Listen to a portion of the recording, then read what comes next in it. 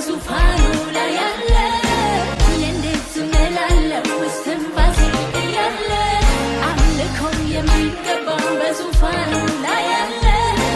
እንዴት ዝም እላለሁ እስትንፋሴ እያለ እልልታ የሚገባው በዙፋኑ ላይ ያለ እንዴት ዝም እላለሁ እስትንፋሴ እያለ መዝሙር የሚገባው በዙፋኑ ላይ ያለ እንዴት ዝም እላለሁ እስትንፋሴ እያለ ጭብጨባ የሚገባው በዙፋኑ ላይ ያለ እንዴት ዝም እላለሁ እስትንፋሴ እያለ እልልታ የሚገባው በዙፋኑ ላይ ያለ